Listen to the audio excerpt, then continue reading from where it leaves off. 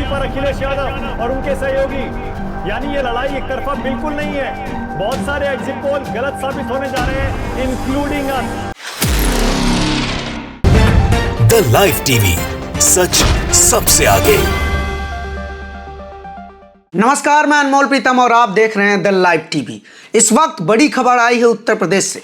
उत्तर प्रदेश से जिस तरह के नतीजे सामने आ रहे हैं, उसके बाद से एग्जिट पोल करने वाले कई लोगों को सदमा लग सकता है और बहुत सारे न्यूज़ एंकरों को माफ़ी मांगनी पड़ सकती है, क्योंकि एग्जिट पोल में जिस तरह का दावा था, नतीजे बिल्कुल उसके उलट हैं। ना सिर्फ उलट हैं बल्कि बेहद चौंकाने वाले हैं। सबसे पहले ये वीडियो देखिए। ये वीडियो है न्यूज़ 24 की और एंकर क्या कह रहे हैं ये भी ध्यान से सुनिए। 82 पर अखिलेश यादव और उनके सहयोगी।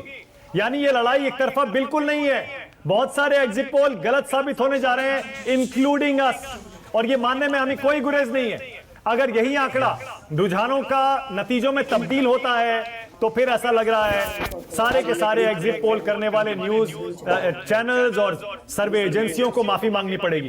अगर आप गलत हो जाते हैं यूपी में और पंजाब में सही हो जाते हैं तो आपको प्रत्यक्ष रूप से पंजाब। इस वीडियो में आप देख सकते हैं कि एंकर खुद कह रहे हैं कि नतीजे एग्जिट पोल से अलग आ रहे हैं और हमारा एग्जिट पोल गलत हो सकता है, और ये कहने में मुझे कोई गुरेज नहीं है। लेकिन फिर भी जिस तरह से एग्जिट पोल बनाया गया, उसके उल्टे जो नतीजे हैं कि बीजेपी 151 पर और समाजवादी पार्टी गठबंधन 182 सीटों पर लीड कर रही है, तो यहां पर जो शुरू में रुझान दिखाया गया, शुरुआती रुझान जिस तरह से था, 60 पे बीजेपी थी, 60 पे सपा थी और 110 पे बीजेपी थी, और उसके बाद से जैसे ही ईवीएम खुला उसके बाद नतीजे बदले और अचानक से सपा 182 सीटों पर आगे चलने लगी और बीजेपी 151 सीटों पर। सपा से 31 सीटें पीछे चल रही है बीजेपी। और जो नतीजे जिस तरह से कहा जा रहा था कि एक बार बीजेपी ने रफ्तार पकड़ ली है तो आगे ही बढ़ती जाएगी, ऐसे में ये रिजल्ट, ये नतीजा जो आया है, ये बेहद चौंकाने वाला है। और साथ ही साथ उन तमाम पोल पंडितों,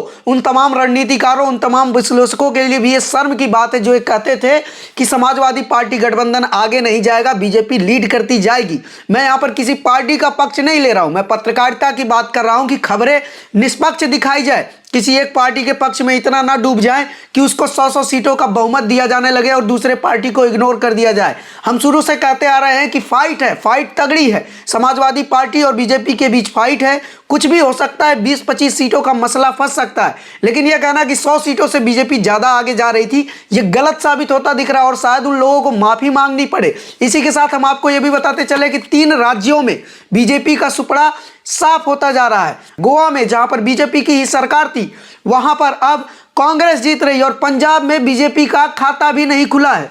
उत्तराखंड में भी कांग्रेस बीजेपी को कड़ी टक्कर दे रही है और उत्तर प्रदेश में तो आप देख ही रहे हैं कि कड़ी टक्कर के साथ साथ अभी की जो खबर है, इसमें समाजवादी पार्टी लीड कर रही है। यह खबर आगे बदल भी सकती है, आगे बीजेपी भी लीड कर सकती है, सपा पीछे जा सकती है, या सपा लीड कर सकती है, बीजेपी पीछे जा सकती है, कुछ भी हो सकता है, क्योंकि अभी ईवीएम शुरू हुआ है, ईवीएम खुले हैं, बहुत कुछ मतगणना बाकी है। लेकिन 344 सीटों की जो ईवीएम खुल चुकी है और शुरुआती रुझान जिस तरह के आ चुके हैं, उसमें से 344 में से 122 पे सपा आगे है और बीजेपी 151 पर है, यानी कि 31 सीटों से सपा आगे चल रही है। और इस आगे चलने के पीछे की क्या कहानी है वो भी हम आपको बताएंगे, लेकिन थोड़ा सा फ्लैश में जान लेते हैं कि कौन कौन किस सीट से आगे बढ़ रहा है। सबसे पहली बात, अखिलेश यादव, जिनकी करहल सीट को लेकर तमाम तरह के दावे किए जा रहे थे। ये कहा जा रहा था कि करहल में अखिलेश यादव को कड़ी टक्कर मिल सकती है, लेकिन करहल से अखिलेश यादव भारी मतों से आगे चल रहे हैं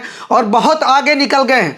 आजम खान, जिनको चुनावी मुद्दा बनाया गया, उनके बेटे को और उनको लगातार टारगेट किया गया, वो भी अपनी दोनों सीटों से आगे चल रहे हैं। आजम खान भी आगे चल रहे हैं रामपुर से और उनके बेटे अब्दुल्ला आजम भी आगे चल रहे हैं। और कैराना, जिसको लेकर 2017 में भी बीजेपी ने मुद्दा बनाया, 2019 में भी मुद्दा बनाया और 2022 में भी मुद्दा बनाया, वहां पर बीजेपी पीछे जा रही है और गठबंधन के नाहिद हसन आगे चल रहे हैं। तो ये जिस तरह की खबरें आ रही हैं उसको देखकर ये बिल्कुल स्पष्ट हो गया है कि जिस तरह का दावा एग्जिट पोल में था, नतीजा उसके उलट है।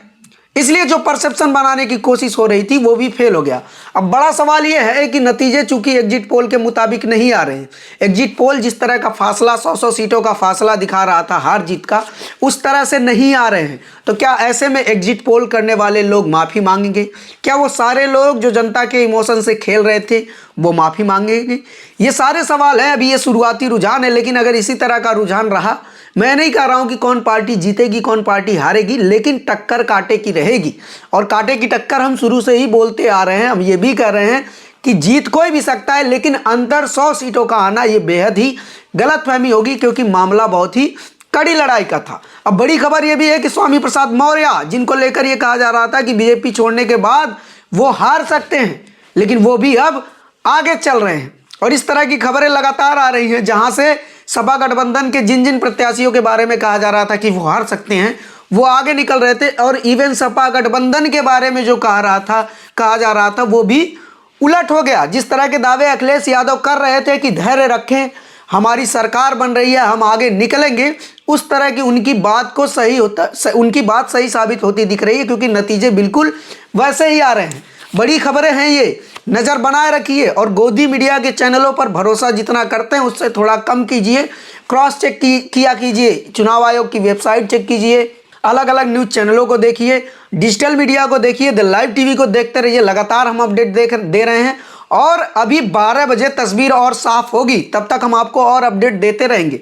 कौन सी सीट पर कौन आगे चल रहा है और वोटिंग सेंटर पे किस तरह की धांधली सामने आ रही है वो भी हम आपको बताएंगे। जिस तरह पूरी रात गर्मा गर्मी चली, पूरे उत्तर प्रदेश के सपा कार्यकर्ताओं ने जिस तरह से लोहा मनवा दिया प्रशासन को, और जिस मुस्तैदी से वो खड़ा रहे और तमाम गाड़ियों को चेक किया, कहीं डीएम की गाड़ी, कहीं एसडीएम की गाड़ी, यहाँ तक कि कचरे की गाड़ी और पानी की टंकी को भी चेक किया। जिस मुस्तैदी के साथ खड़े रहे उसको देखकर, और जिस तरह से चुनाव आयोग को भी एक्शन लेना पड़ा, 4 अधिकारियों को सस्पेंड करना पड़ा। उसके बाद से लगातार ये सवाल था कि नतीजे धांधली में ना आ जाए, नतीजे प्रभावित ना हो जाए, लेकिन लगातार मुस्तैदी के बाद नतीजे आने शुरू हो गए हैं।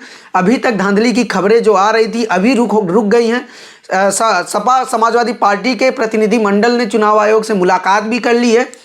ऐसे में ये सब कुछ जो घटनाएं पैरेलल चल रही हैं, दूसरी तरफ रिजल्ट आ रहा है, तो ये जो शुरुआती रुझान और जिस तरह से ईवीएम खुलने के बाद परिवर्तन हुआ है, वो कहीं ना कहीं इस बात का इशारा करता है कि डिजिटल मीडिया के जो एग्जिट पोल थे वो सही साबित होते दिख रहे हैं, और सही साबित हो भी सकते हैं, इस बात के भी चांस है। फिलहाल तमाम सीटों पर जो मुकाबला चल रहा है उसको हम लगातार दिखा रहे हैं और आपके लिए अपडेट लेकर आ रहे हैं। गोदी मीडिया से सावधान रहिएगा, वो आपके इमोशन के साथ खेलता है, आपके साइकोलॉजी के साथ खेलता है, इसलिए बड़े ही लॉजिकल होके क्रॉस चेक करते हुए अगर आप टीवी चैनल देख रहे हैं तो देखिएगा, बगल में डिजिटल मीडिया भी देखते रहिएगा, क्योंकि ये लोग आपके इमोशन के साथ खेलते हैं। आपका बीपी हाई हो सकता है, आप दिमाग ज़्यादा लगाएंगे तो आपका खून भी जल सकता है।